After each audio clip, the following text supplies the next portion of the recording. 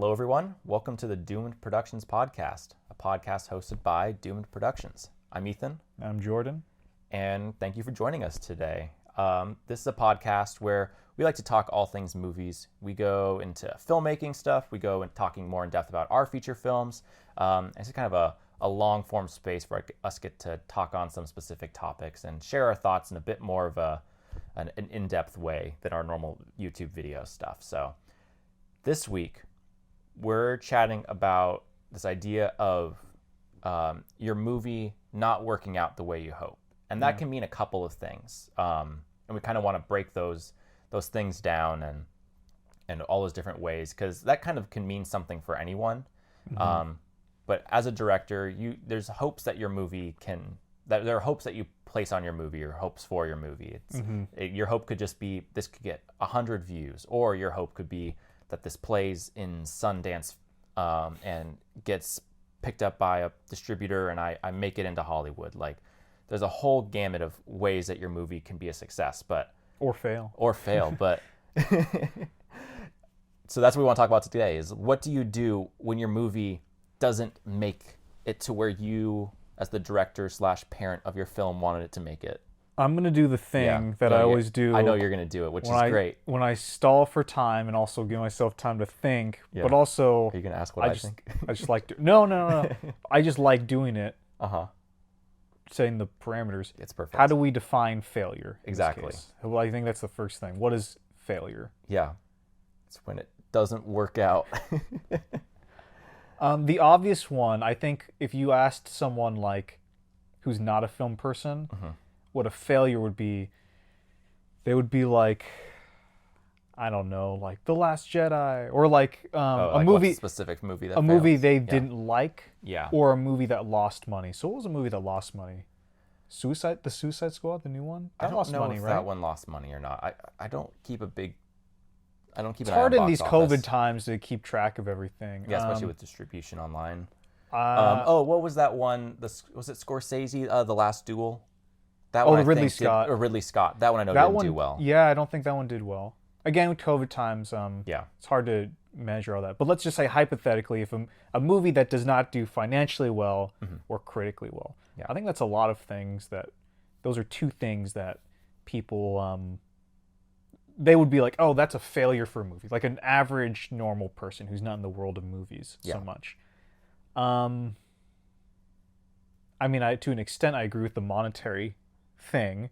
If you sink a bunch of money into a movie, if you don't make that money back, it's technically a failure. Yeah. It's also technically a failure, like if your goal is to get into Sundance or a big festival and it doesn't, or to get picked up by a distributor. But lucky for you, you've come. If you are someone who wants to go into Sundance or play at the Oscars or get a movie in a bajillion theaters or be seen by the world, like, a bunch of people in the theaters, you've come to the right place, because we have discovered a method. We've discovered a way of filmmaking where you will never ever fail at that. Yes. If you subscribe to the Doom Productions method of filmmaking, you will never have a movie that bombs in theaters. You will never have a movie that loses a ton of money when you're expecting it to make millions. You will,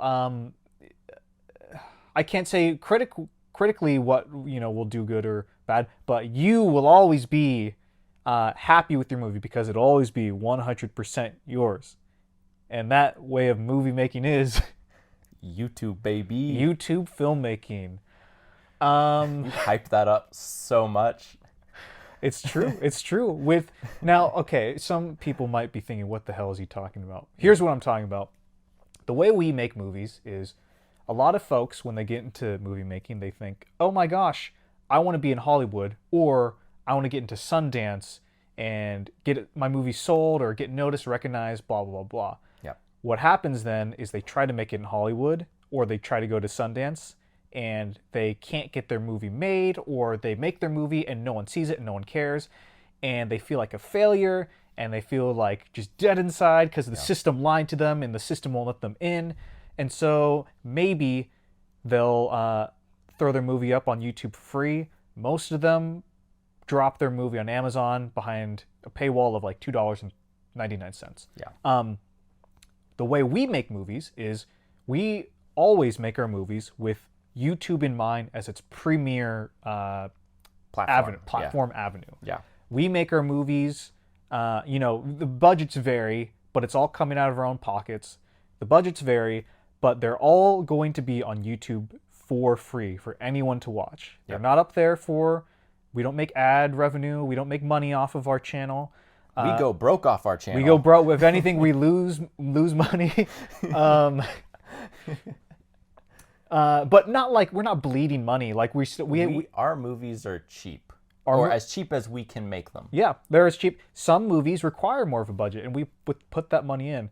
On the newest short I just made, of which I will do a budget breakdown probably. Nice. I probably spent, I would say, around $200 to $300 on it.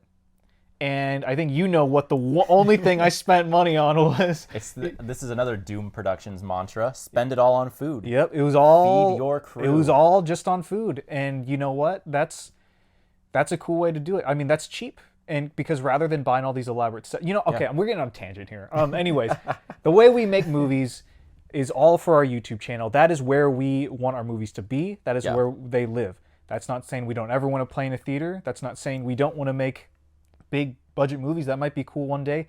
But for now, the way we make movies is purely just for the sake of making movies, because we love making movies. YouTube allows us a platform to share our movies with a lot of people. Literally the world. YouTube is a streaming service. Yeah. Effectively. It's comparable to Netflix, HBO Max, Amazon, all those, because everybody in the world uses YouTube. Everyone's on YouTube. Everybody knows about YouTube. And so anybody can watch your movie if enough people notice it, know that you exist. So that is how we make our movies. And because that's how we make our movies, we don't have to worry about losing money or no one's seeing it, or if it doesn't do well, it stops. Exactly. When your movie plays in a theater, only a certain amount of people are ever going to see it in that theater during that theatrical run. On YouTube, they can watch it whenever. Every day is a theatrical run. We don't expect our movies to make money, but when they do, I mean, we have made some revenue from merch. That's true. We've made some money in other ways related to YouTube. Kind of a lot to get into right now, but we've made a little bit of money. It's something where if you sidestep the system, you don't have to worry about the traditional ways that Hollywood tells you if your movie's a failure or not. Yeah. That was a really long-winded way of saying there is a way for your movie not to fail. But in the traditional terms of what the industry tells you, which is not getting into a festival, not making money, all that kind of stuff. Now, what does failure mean for us? That's a very different thing, I think. Yeah. Which is a good problem, I think. Better problem than the other. Yeah. I think failures with our movies, whenever we think, our movie failed or this movie failed, it had us 100% to do with the creative aspect of filmmaking. Would you agree with that? Oh, yeah. Yeah.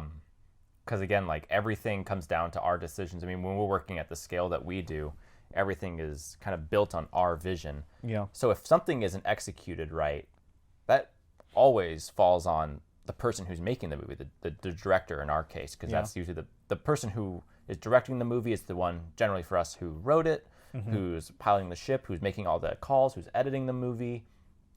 Every step goes through the director. So if I'm not happy with my movie, that's on me. And I need to find where I'm screwed up in my mind. And it's one of those cool things where we have total, complete freedom and control with our movies. That's something that not a lot of Hollywood filmmakers have all the time. You hear all the time about, like, Zack Snyder being screwed up, over Justice League and BVS. We made it probably, what was that? 10 minutes into our podcast without referencing Zack Snyder. Big fan. But also like J.J. Abrams, we've heard stories about him. Sam Raimi. Lots of stories of studio interference. And when there's studio interference, usually you lose money because people won't see the movie. Oh, didn't Blade Runner 2049 not make money? Oh yeah, that movie was a failure commercially. That was a movie which I love. I think it's a great movie. I think Everyone who watches it loves it. it was a pretty critically acclaimed movie, but it didn't make money. And so like again, we don't have to worry about that because at the end of the day, we made the movie that we wanted to make, and money was never an aspect of it. So we didn't have to worry about, will it make money or lose money? Like whatever you spend at YouTube filmmaking level, you have to expect that whatever money you put into your movie, you will not be getting back. Yeah. Once you accept that, it's like, okay, spend what you want. Once it's like a hobby, because that's what it feels like. I mean, it's more than a hobby, but at the same time, you kind of let it occupy that same part of your brain, and it makes the stakes so much lower. Yeah. You have less room to fall on your face when you trip up or screw up at our level. So I think we've done enough, I don't know the term, not addressing the elephant in the room, skirting around the bush. What are the pussyfooting or whatever? Sure. Is that's a term, right? Yeah. Okay, yeah, where it's like I've never used it in my life. We're dancing around the subject. I can't. Yeah. There's a term that I'm looking for. I love how you've done every version of it except for the actual ones, but now I can't think of them either. You know, I can but only you think know about what you're saying. We have been not addressing the elephant in the room. Yes. What does failure look like for us? Yeah. Well, creatively. What I think that's really what it is. That's the one that's the scariest almost. Yeah. But it's also the best because, again, you don't have to worry about all this other nonsense that usually comes into filmmaking. That's not to say we haven't run into other areas of failure in our movies. Yes, that's very true. So, I guess let's talk about our personal projects. What was a project where you were like, is there one where you think you experienced well, okay, I'm going to differentiate this. There's experiencing some sort of failure on your movie, and then there's experiencing oh my gosh, my movie, this is a failure, this movie. Yeah. Have you experienced either? Both. Okay. What's one? I'll answer these in reverse order of how you pose them. So, this is a failure. One of my earliest films that I worked on under the Caramel Shark name is this movie called 8. I don't know if it's still publicly available or not. I can fact check that. So you can fact check that for me while I tell this story. But it's a short film I shot, just me and my friend Bones. A friend of mine, Willow, she had written a couple short stories, and we would I'd give her notes back and forth. She lived across the country, and I was like, oh, this is a really cool story. I want to turn this. Oh, it is public, right? Yep, it is public. Oh, cool. So people can go watch this failure of mine. Yeah. But the reason it's a failure to me is because, firstly, I was learning, so I didn't know what I was doing for a lot of it, but the tone and the mood and the beats and the clarity of the story just don't work for me. It's just like one of those movies where I didn't know quite enough. It looks okay. It's very a moodily looking movie, but you have no clue what's going on as a viewer. Even me as the director, I can't remember. When I go back and click through, I'm like, I don't know what's going on in this. So it's just on one of those technical levels, and one of those things where just all the kind of pieces just did not fall into the place that I wanted them to. Mm-hmm. That just is also with hindsight of being at a place further along in my filmmaking journey where this doesn't work for me the way it used to. That's a very good point. Not to totally sidestep it. No, please. Yeah. But hindsight or just looking back at your movie with different lens, because you might feel one way about your movie the day after you make it, but then a week later or a couple years later, you might feel completely different about how your movie turned out, which is another kind of plays an aspect into, is my movie a failure or not? Yeah. I think for me, I'm trying to think of I think a lot of the times when I think about movies as a total failure, a total upfront, I always think my movies fail to some extent. Everything. I always find flaws in them. I think it's a matter of, I guess I differentiated the two of this aspect of my movie failed and my movie's a total failure.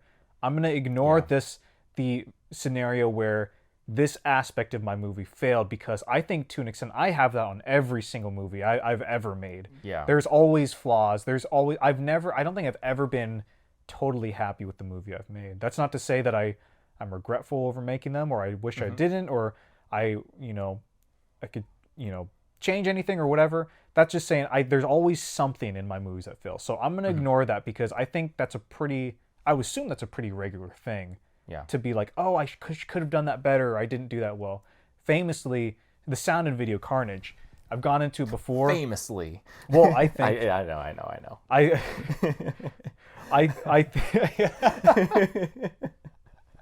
Sorry, not to totally derail. No. But I thought you were going to reference like Stanley Kubrick no, for a second. No. When you said because I was talking about my movies. I know. That's the big, when I think of an aspect of my movie not working, the first thing that stands out is the sound and video carnage for me. It wasn't I set aside time to dub the movie, and I ran out of time because I was getting other production issues, and I decided to kind of rush through it in a week, where I was gonna have a whole month to work on the sound instead. So, and it showed, and I think the end result was the sound didn't work in the movie. That's not to say I wish I didn't make it, but I think that was an aspect of the movie that failed. I think a movie that's a total failure that I've made, I mean, I hate to say it. Yeah, no, There's lots of fans of it. Oh, Brother. Uh-huh. And that's all in hindsight. Yeah. That wasn't like me when I made Oh, Brother, when I was done with it, I wasn't like, this is terrible, this sucks, blah, blah, blah, this isn't, a good movie or whatever. But I think for me, looking back at it, it is the kind of movie that I learned a lot from. I'm glad I made it, but it's just not the kind of movie I'm interested in. Yeah. Like, if that makes sense. Like, I look back at it, I'm like, this is boring. Like, I don't get how anyone can enjoy it. Like, I don't think it's particularly funny. I don't think that, technically it's particularly amazing. The content, I'm not like, I don't really care about so much. Like, it's two people in a room talking the whole time, and it's just like, oh my gosh, who cares? Not the Doom Productions way. Not me, I know. But it's like on a creative level, on for me, I guess redefine a failure a little bit is like, are you happy with the movie? Mm-hmm. Like, are you the filmmaker happy with the movie? When I look at Oh, Brother, it's just like, I don't really like the movie. Like, I made something I wasn't like, I guess at the time I occupied myself because of COVID and everything, and maybe it spoke to me at the time differently, but looking back at it, I'm just like, I wish I could kind of take it for a down from our channel. I'm not really crazy about this movie. I don't really enjoy it. I don't care for it very much. Again, that's not to say that I don't think I wish I didn't make it. It's not to say if you enjoy it, you're wrong or anything. But I personally, I just don't think that's a very, what's the best way to say it? It is a failure, I guess. Yeah. I don't know. I consider it a failure because for me, my enjoyment of the movie didn't last very long. It was like, oh, that was fun to make. And again, I got a lot out of the experience, but that, I'm not happy with the movie, if I'm honest. I just don't care about it that much. But what's great, I mean, and what I think we've run into a couple times over the years, and like, is kind of a great part of when your movie fails for you, is it doesn't mean it fails for other people. Yeah. Because there's plenty of people who do like Oh, Brother, or whatever, like the video carnage sound doesn't bother them, like me. Or like, maybe someone will watch 8 now, go back and haunt me by watching that, and they'll be like, this is awesome. I wish my first movie was like that. And dude, you could do way better on your first movie, trust me. But yeah, it's one of those great things. I remember when we were making My Father Was a Spaceman, and that was a rough production, and there were things that we wanted different, but like, still to this day, my mom brings up that movie. She's like, what's that space movie you guys made? I just love that movie so much all the time. She can't get enough of that. That's like peak. That's one of our most watched shorts, I think. Yeah. It's in the 500 views probably. People I'll see comments every now and then who will be like, "Oh my gosh, this is great." Yeah. Yeah. And that's a project where at the time I was like, oh my gosh, this is terrible. I'm not happy with it. But now looking back, I'm like, I can kind of look past those flaws. Those flaws are still there, but I'm like overall pretty happy with it. Like I liked how that movie turned out. We have some good behind the scenes clips of just Jordan staring off with the 1,000-yard stare of like, how the heck am I getting this production done? Like, when we were filming the beach stuff, especially, we only had 2 days to film everything on the beach. One day. That's right. It was one day. It was only one day. It was one day. That's right. Because we did a cast and crew party afterwards. That was 2 days. We had more time for fun on the beach than we did for shooting the actual movie. Yeah. But that's a thing. Also, you could also look at it like, if you go back to Oh Brother, like one could say, well, you learned something from making the movie, so it's not a total failure, and that's also a great point. Yeah, too. Totally true. So I think redefining it again, there's 2 types of failure. There's the failure of like, do you, the filmmaker, do you enjoy the movie you made? And also, did you learn anything? The failure of like, oh, I didn't learn anything making the movie. Yeah. I guess those are 2 types of failure. Yeah. I guess. Which, it's actually kind of helpful talking about this out loud. So I guess that kind of defines what we consider like, or what I personally anyways, how I would look at like, did a movie fail or not? Yeah. That I made. That's great. Have we ever had productions? Okay, there's one. Kind of. Okay. Have you ever had movies completely fall through, like where we got the wheels rolling? Ooh. And they just didn't happen. And it just fell flat one way or another. I know one that's pretty obvious. Kind of. Again, like it happened in the end, but took 3 years to get production done for us. But are there other projects? Oh, I thought you meant like we started it but then stopped. Oh, yeah. I mean, that too, though. Wait, which... I'm thinking of Drive Mr. President, which stopped 2 times before you got on the third year we actually shot it. See, I'm not sure if that's... I would consider that... That's a failure. No, I'm not saying failure. I'm just saying, are there productions that fell through? Drive Mr. President didn't fall through, though. I would say that didn't fall through. Okay, yeah, because there's some gray there. Because we shot it, it was deleted. We shot it again. Half of it. We shot half of it. We shot half of it. We stopped it. Then we shot it a third time. We actually shot finished it. The rough cut exists. People have seen it. People have seen it. At least, see. Dan was talking to me last Caleb, week about it. Nathan, Dan, Joel, Ed might have been there. I don't remember. Yeah, maybe. Did Phil see it? No. Has Phil seen it? Oh. Phil hasn't seen it. So at least 5 people have seen this movie. Yeah. More will at some point. So okay, I wouldn't say that movie fell through if it exists in that form. Yeah. Okay, let's talk about other projects then. I have one that I shot a third of. I guess I can talk about that if you don't have anything that you're going to jump into first. But what project are you talking about? My Not House movie. Oh, the 2 projects you started before House. I shot 2 feature films. So rewinding for anyone who doesn't know how we kind of got into the features game. COVID hits. We were about to shoot another movie, which I guess would also fall into this a little bit. Enter Joel Haver. Joel Haver enters the arena, dropping Island like a madman, and completely rocking Jordan and I's world. So Jordan sees Island because you found about it through Dan, right? I bet you there are. If we go back far enough, we could find the text messages where I text you or messaged you. Oh, 100%. And I'm like, yo, you have to check out these movies. We're going to do this thing. Yeah, and because that's what it was. Jordan texts me out of the blue and is like, hey, what if both of us made a feature film on our own and we released them by this date? Yeah. And so you were already in production on Oh Brother at that point, or like just about to get started. Well, I was going to write it. I was writing it. Okay, you were just moving into Oh Brother. So I was like, okay, what's this movie I want to make? And so I started working on this script. And I never even finished the script. My plan was to write the script as I was shooting it, so kind of like laying out the railroad tracks ahead of me. Yeah. Horrible plan for that production particularly. That might work for some things, not this one. Bad move. Anyway, so the broad story is it's about this guy who's dog sitting for... It's still a great movie idea.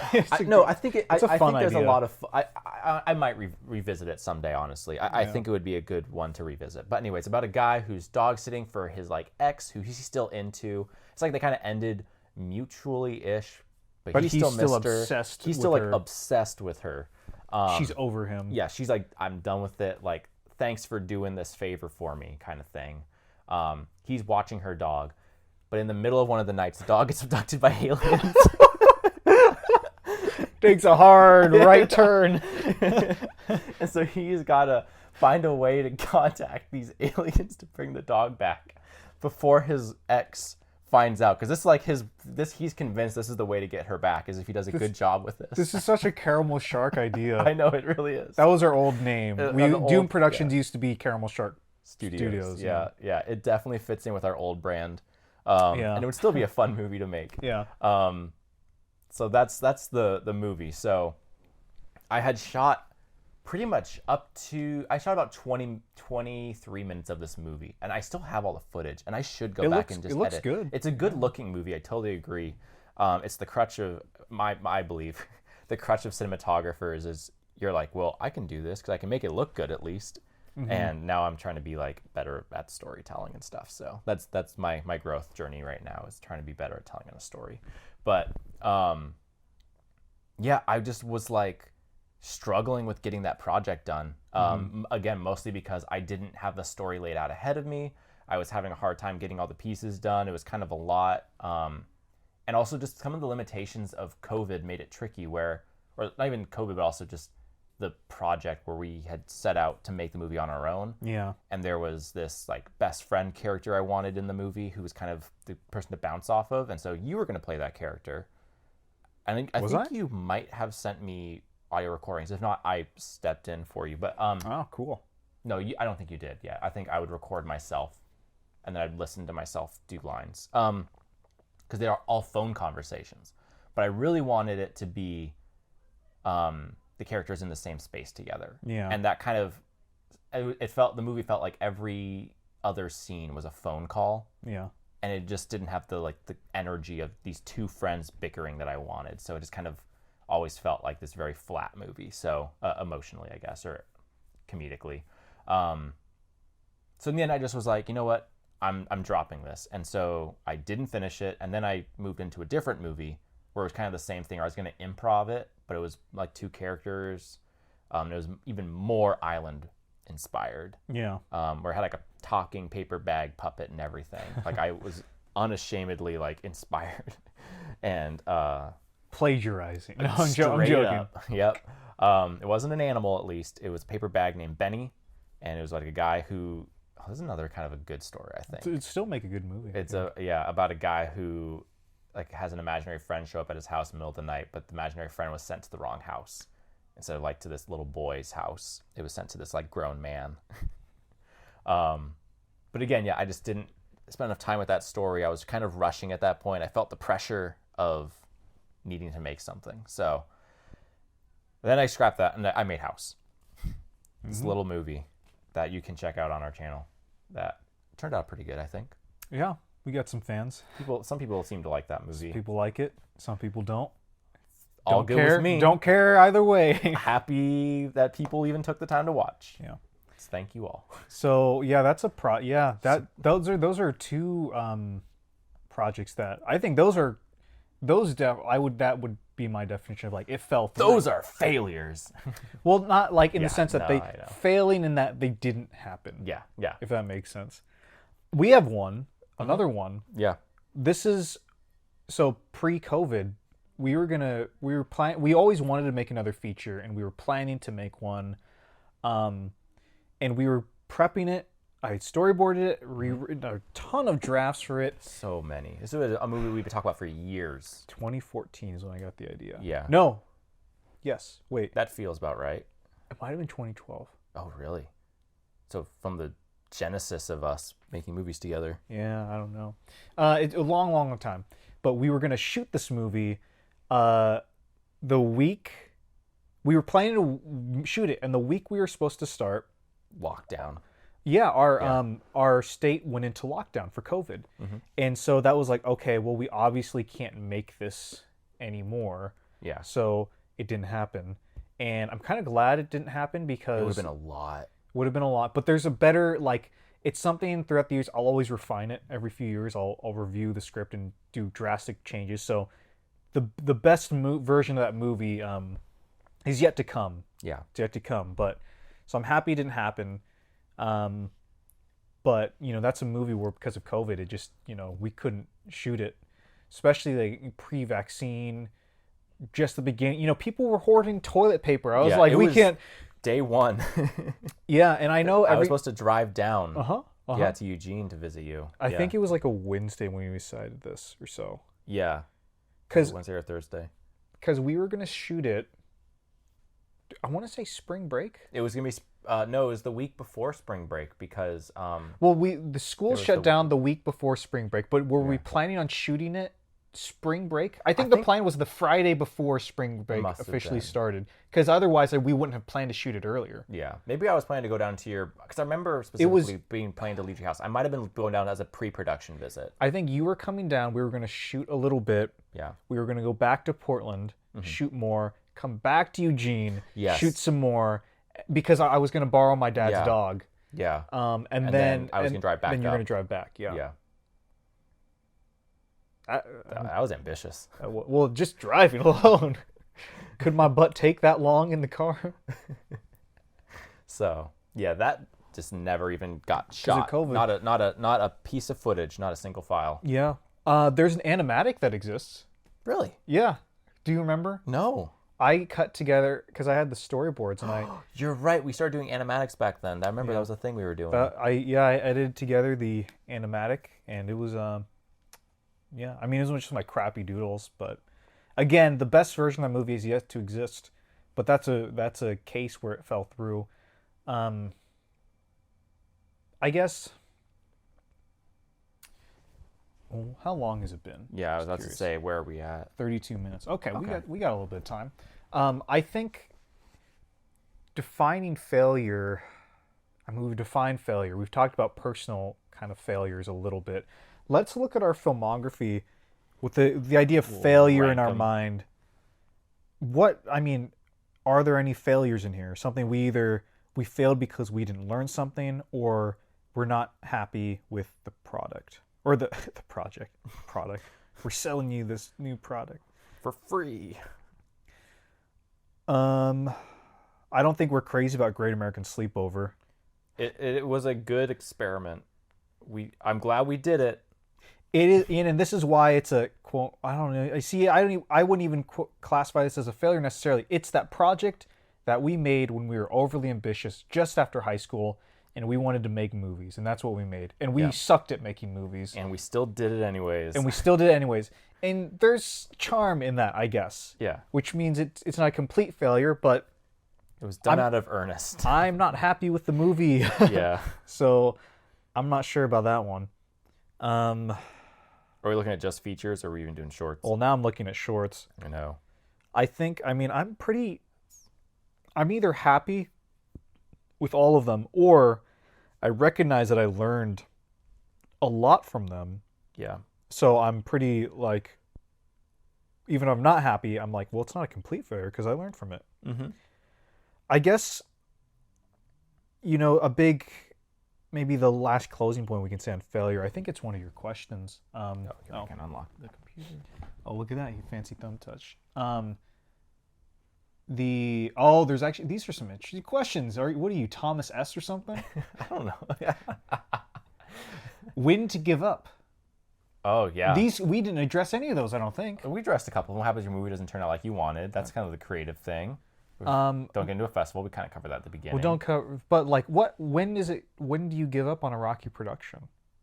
That's a great question. When should you give up? I was thinking Drive Mr. President for that one too a little bit, because not that we gave up on the movie, but particularly that middle production. So going into the story, and again, there'll be a full expose on the Drive Mr. President story someday. 60 minutes. A full 60 minutes thing of all the things that went down on that set. But all you need to know is the first version of the movie was deleted on accident. The Obama era. During the Obama administration. And then, was it 2016? No, that was 2016. Okay. And then during the Trump era, the next year, it was the second version. Second version was shot. Now, the reason the president stuff is because that changed the view of the movie and the jokes in so many ways. Yeah. But anyways, we were filming this movie, This was the second time we were shooting it. And it had gone through big script changes, like story changes. Pretty much the whole movie like kind of expanded out. We made it bigger. Yeah. Because we kind of shot this like shorter version of it, and we just kind of were like, oh, we could do it better. So that's what we did. But what happened was one of our actors, our lead actor, Phil, he was just about to get married. Yeah. And so we were kind of like up against this time crunch of trying to finish the movie before then. And we were still figuring out like how to schedule well. And it just kind of got to that point where Phil got married and he went on his honeymoon for like a month, and it went from summer into fall, and Phil like got his hair cut, and like he was a vastly different person. And we were filming out of order. Yeah. So there was no possible way to change his look. And also it was going to become an issue now we were hitting rainy weather in Oregon all the time. It just would have been a huge hassle. So we kind of took that all into account, and I made the call that we were going to postpone and reshoot the movie next year. And I kept all the footage, and actually what's funny, there are shots from that 2017 version that make it into the 2018 version because like for some of them I shot the joke better, or I hit the punchline better. Yeah. And everyone looked close enough in those shots, or certain things were like just worked better, and so I would use those takes. So I'm glad I shot both, because it kind of covered me in certain areas. But I think when it comes to giving up on a film production, and when I say give up, I mean even Dry Mr. President, that's more optimistic ending, because we did it. We did it in the end. But I think when it comes to like shutting down, like I'm done with this movie. This movie's not going to happen anymore. I would say if your ability to complete it, like the external forces, like weather, actors, locations, plane crash, whatever, like if there's forces outside your control that prevent you from physically getting the movie done, and it's like literally impossible, then you have no. If there's nothing you can do, there's nothing you can do. You kind of have to stop. Walk away. Yeah. I would say that try to use that footage you've shot so far, or use your experience to fuel something else, if that's the case. That's like the external forces. Mm-hmm. If it comes from inside, if you're working on this project for so long, and you are like it's negatively affecting your mental health, I would say that's a good time to stop, but not like shut down necessarily. Mm-hmm. I mean, for me, the way I work, like going through Video Carnage, I was super burnt out, like doing that. And so I was like, I just want to be done with this. I cannot have this movie on my plate anymore. So instead of stopping it, what I decided to do is I'm going to finish it as quick as humanly possible, just so it's out there and it's done, and I don't have to think about it that more. Mm-hmm. I would say that's the ideal situation if, like, internally you cannot finish this movie. But I wouldn't hold it against anyone else who, like, if you were working on Video Carnage or like the Royal You, and you were like, oh my gosh, I cannot do this. I'm too depressed over this. I'm sad like all the time. My mental health, blah, blah, blah. I would have no problem. Like if someone said, you know what, the movie's done. I'm just mentally too much for me. I cannot do it. I wouldn't hold that against anyone. Yeah. I would always try to encourage maybe taking a pause first before entirely shutting down, but I wouldn't hold that against anyone. Which maybe it's vague and maybe it's obvious, but I guess if there's forces outside of your control that are preventing you from making your movie, there's nothing you can do, then I guess you got to shut down. Or if, mentally you're not doing so hot, shut down. But again, I would always try to encourage just to finish stuff, because finishing stuff is so hard when it comes to movie making. Yeah. It's easy to start a movie or start a script or anything. Yeah. Finishing is the hard part. Yeah. So, yeah, I guess that's what I'd say is when should you give up on a Rocky production? Did we address what happens when your movie doesn't turn out like you wanted? Kind of. I mean, again, we talked about like creatively, that's like where the risk is for you as the director. Like you don't accomplish it. I think something we could add to that is what do you gain for? I think that's a really cool idea in like subject in this kind of, or minor subject in this overall subject, but like what should someone do in that situation? Like, oh my gosh, this movie didn't turn out how I wanted. I'm not happy with it. What do you do from there? You have two choices. I mean, I'm assuming at that point it's done. Or kill yourself. No, I'm joking. I didn't give the first option.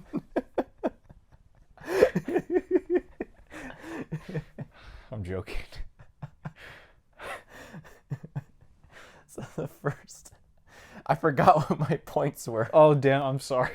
The first thing is either, and this is assuming again, it's done. Like you hit export, You're the movie done. is finished. So, But again, you've watched it and it is not what you wanted it to be. So you have two choices in my mind. You can either bury it.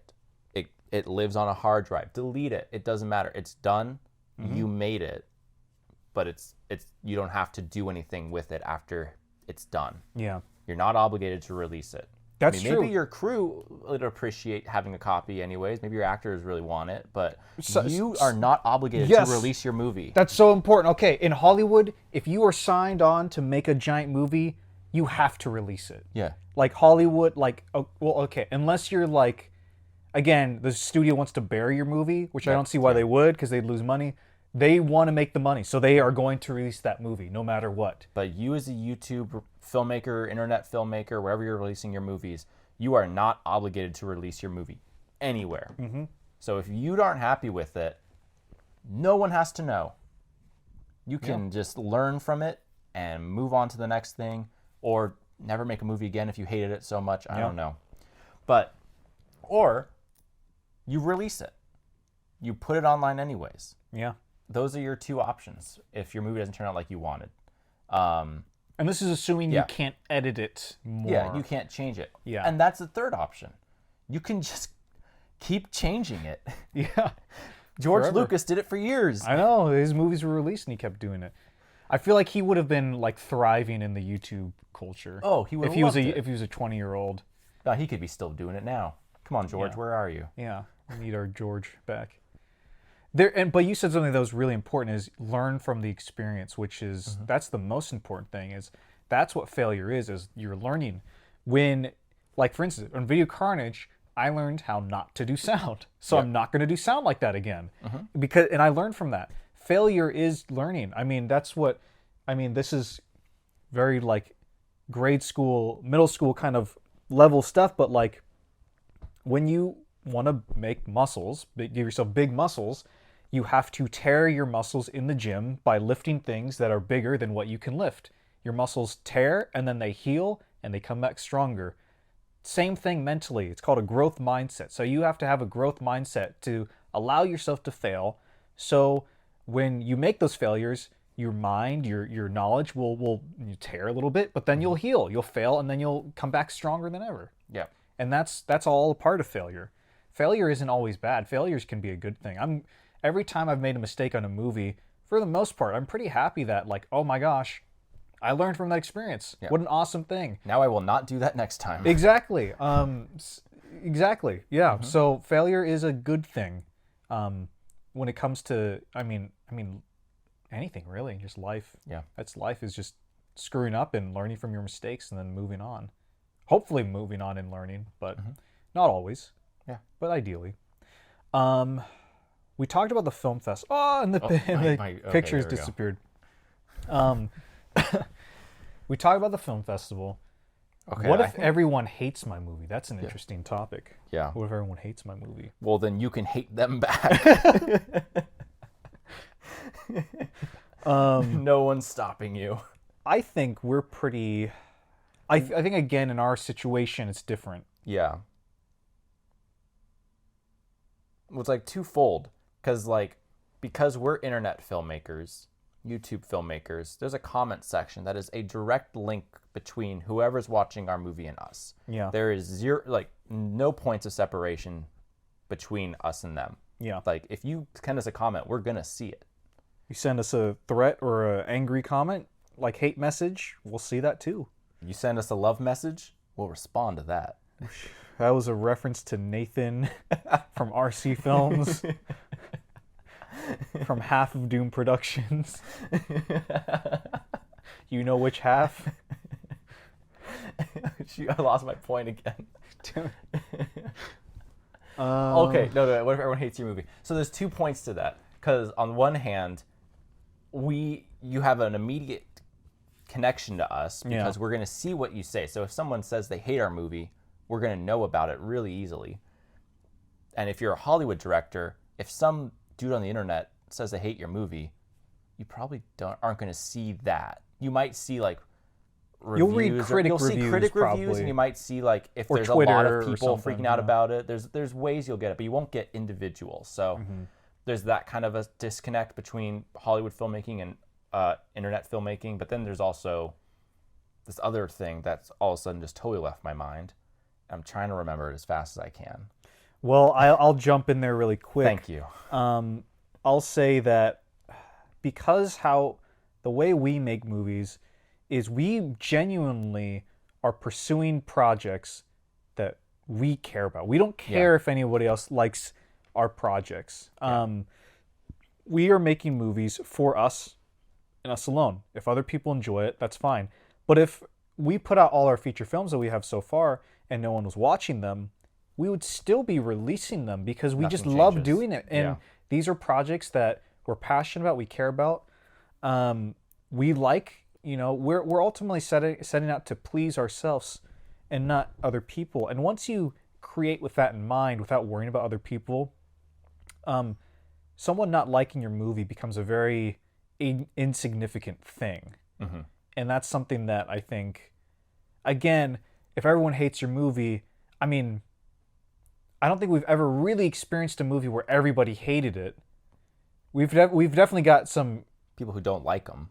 Don't like them. Yeah, we'll say that on our videos or whatever. That's fine, but I don't think we've had a universally or majority or like pretty divisive movie where it's like, oh my gosh, I did not like that. Yeah.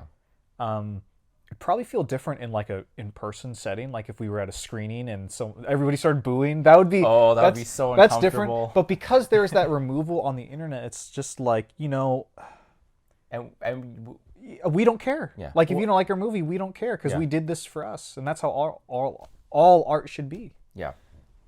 Yeah. Well spoken. I never did get my other point back, Oh, but I dang think you've wrapped this up so well it doesn't matter. And I think you kind of got to it anyway. Okay. So. And when it comes to what if everyone hates my movie, I would love to. We got to talk to Caleb Robinson from RC Films. Yeah.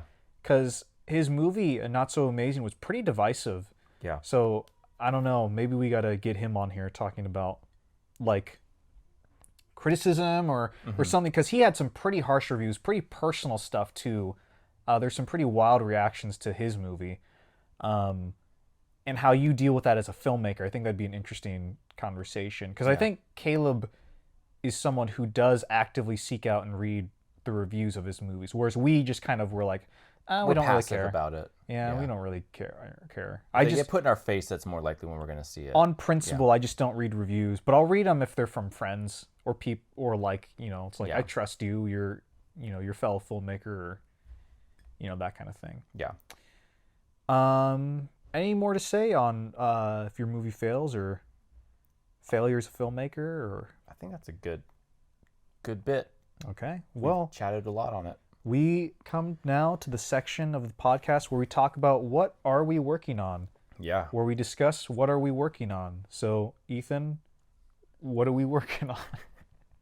Or what are you working on? So we just wrapped up a short film, like you were saying. Mm-hmm. I guess that was more on your plate than mine necessarily. I was more on the production half. But other than that, been working hard on The Bell Rings. It's been kind of tricky. My work-life balance is shifting right now. So I saw the rough cut. Jordan watched a rough cut of the first half of the movie. Uh-huh.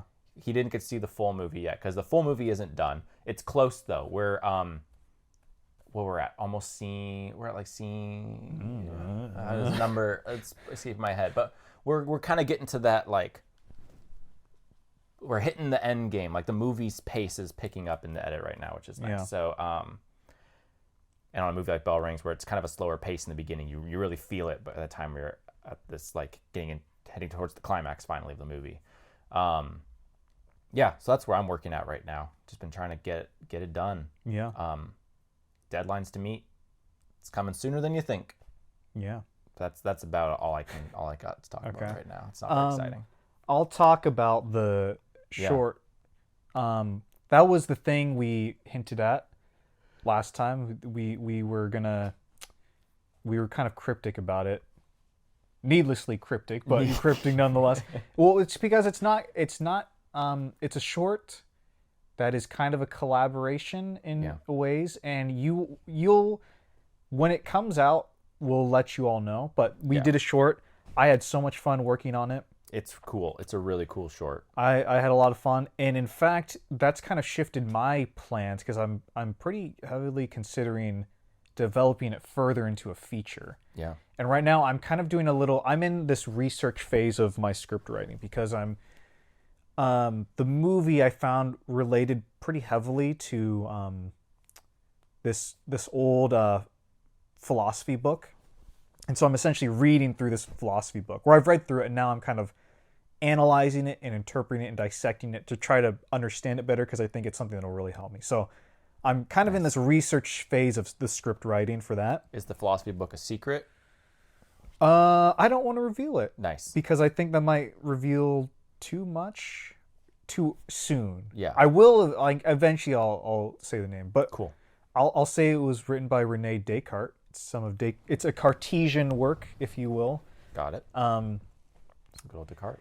Right on. Yeah, but that I've been researching that, but I've also been writing another thing that we're doing, which is going to be another collab with another YouTube channel this spring.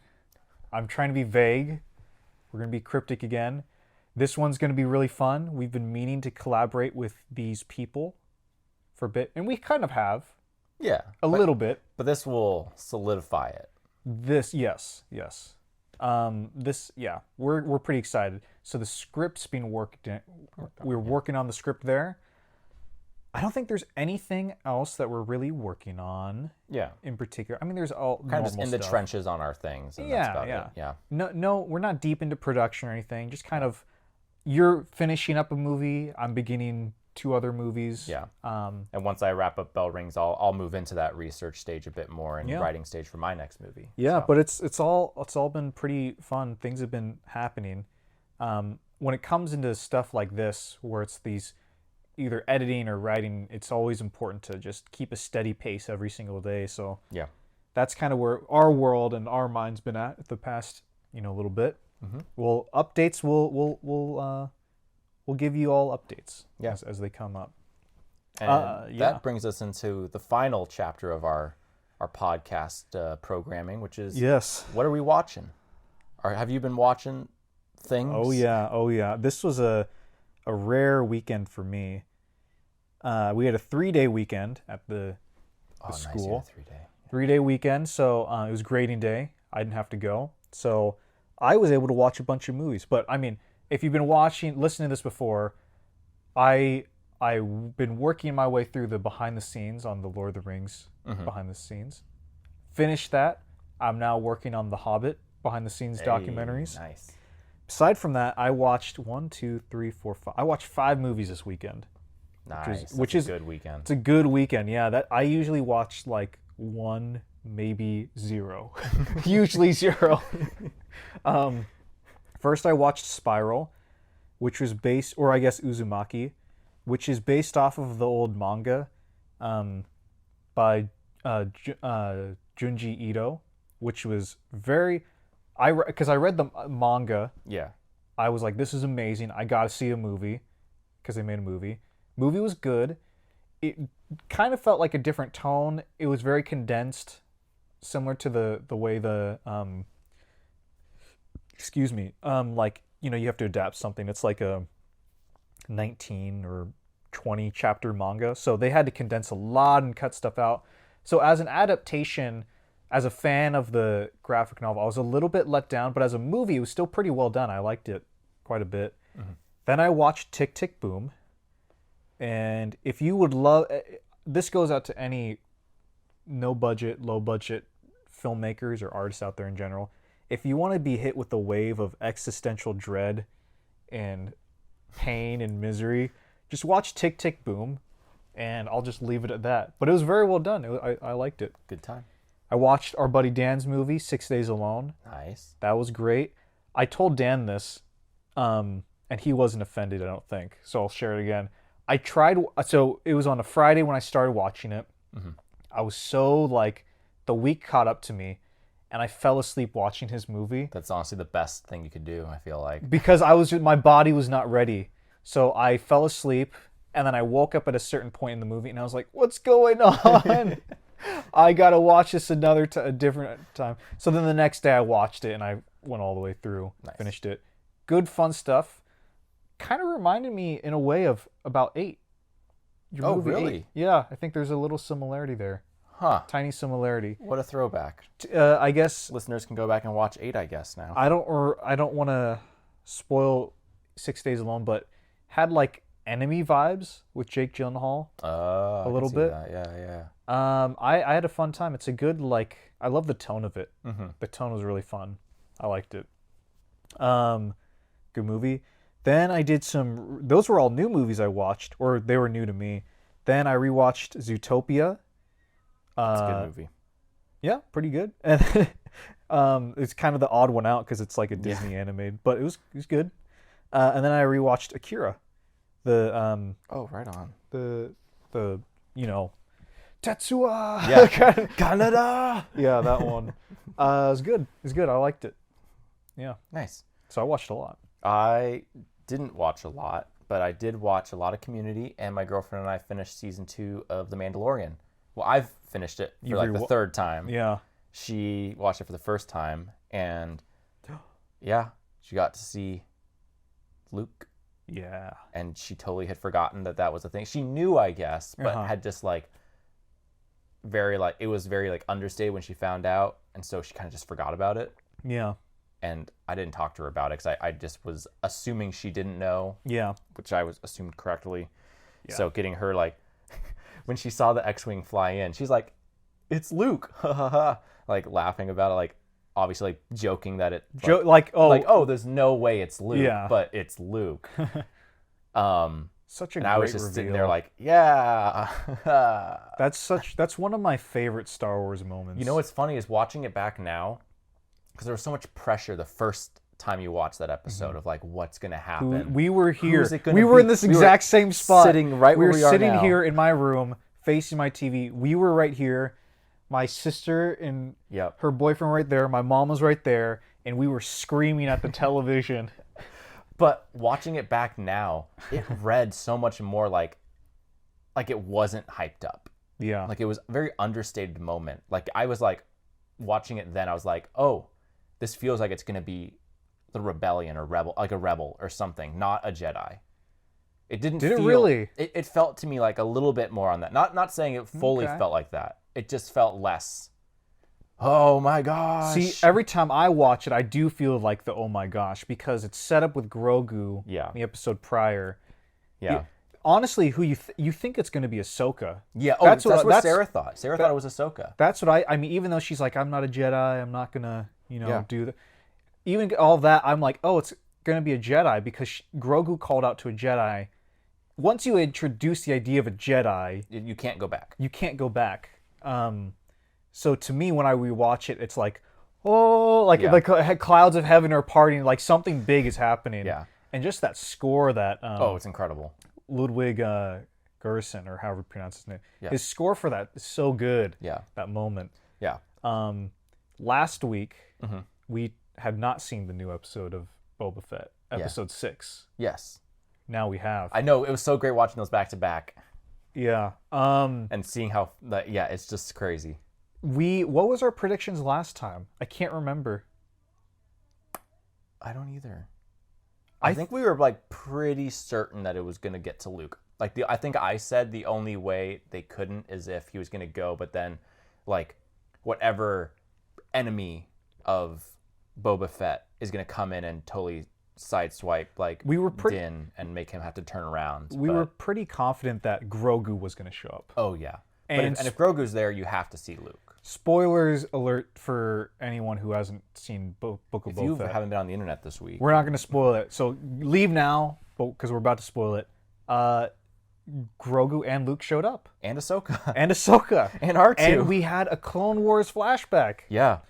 By this point, I think there's a lot of fractions of Star Wars fans right now.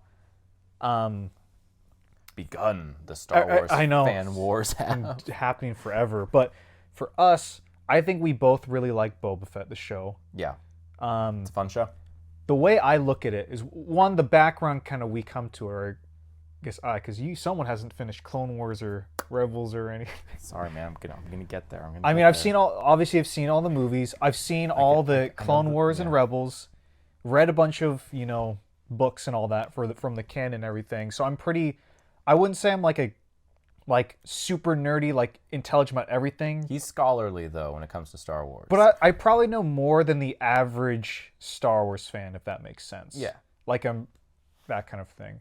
So that's my history. And the way I look at it, the show is with the Mando, Boba Fett, Ahsoka show. It's all the same show, but like it's just the next chapter, if that makes sense. Yeah. So for me, Boba Fett is Mando season 2.3 or season 3. Mm-hmm. It's kind of like how in Clone Wars, you'll spend 6 episodes with Rex and Jesse and the whole crew. And then the next 6 episodes, you'll hop over to Ahsoka and Anakin, or maybe, Shakti or whoever. Yeah. And it'll hop around the galaxy, focusing on different point of views for an extended length of time. Yeah. That's kind of how I look at the show. So for me, I've been enjoying that kind of way of storytelling, kind of seeing Filoni's kind of through line in all these shows. Yeah. So I'm not someone who's like, oh my gosh, why is this show like have Luke and The structure's Din? so weird. Yeah. I look at it, it's all the same show. Yeah. That's part of the reason I think I've been enjoying it so much. Yeah. And I personally like the way they've done Boba Fett. I think he's cool. Yeah. Yeah. It's interesting. I'm enjoying it too. It's good stuff. Yeah. I'm excited to see tomorrow's episode. I will say though, hot take. Oh. Hot take. Boba Fett for my entire life Oh, this take. was so hyped up, and I have never ever understood like why people loved him so much. Because I watched those original movies and it's like they're like, yeah, Boba Fett, but all he does is he falls into the pit. And I guess if you think he looks cool, like yeah, he looks cool, but for me, I never saw like the hype behind it. Yeah. And I was connected to the kid Boba from like the Clone Wars and stuff. Yeah. Because it's like, oh, there's a journey for revenge. There's like a character you can kind of connect with. I liked that. Mm-hmm. But it wasn't until Mando season 2, Robert Rodriguez episode. Robert Rodriguez, when he popped up and Boba Fett came back with the armor, I was like, I understand it now. I understand why people love Boba Fett. So I'll also throw that out there. I never really cared about Boba Fett as a character until Robert Rodriguez showed me like how cool he could be. So I guess take that into account with my opinions on the matter. But also it's all subjective. It's all subjective. I just love Star Wars. Yeah. Anything to get us into the universe is good with us. Anything John and Dave touch, in my opinion, is like I grant them like more freedom than most with what I'll take from them, because they're direct students of George Lucas, I think. Yeah. If, let's say, you or I touched it, made Star Wars show, that's something where it's like, well, it might be good, but it still doesn't have that George Lucas like trained Jedi Academy kind of stamp of approval. Like the Force doesn't flow through it. Yeah. We would be like two guys who picked up a lightsaber. Yeah. Not necessarily two like guys Din who Djarin over here cutting his leg open. Yes, that's exactly with it. But with Dave Filoni and Jon Favreau, I feel like they are pretty. They've went to school. They have a degree in Star Wars and George Lucas. So yeah, we're self-taught over here. We don't know what we're doing. Yeah, we don't know. Whatever. Yeah. Long tangent on Star Wars. Sorry, folks. A lot of long tangents on this one. I guess. What time are we at? Oh, probably over an hour. Hour and 4 minutes. Not as long as you would think. I thought we were at an hour 14. No, that's pretty good time, I think. All right. Do you want to take us out? Yeah, so thank you for listening to our podcast, everyone. If you like us, you want to support us, subscribe to our YouTube channel, follow us on social media, purchase some of our awesome shirts from our merch shop. They're pretty awesome. Cool way to support us. We don't have a Patreon yet, but if it's a nice way to show our support. And if you don't feel like spending your money or whatever, just share our channel. Like us, subscribe us, follow us, all that kind of thing. We have a new video every single Wednesday, new podcast every single Friday. And until next Wednesday, we'll see you later. It's Friday. Oh, it's Friday. So the next thing they'll see us is Wednesday. Oh. You fool. Making me second guess myself. Where do we end this? I'm leaving it. I'm going to end it right here. Oh, no, don't do it. No.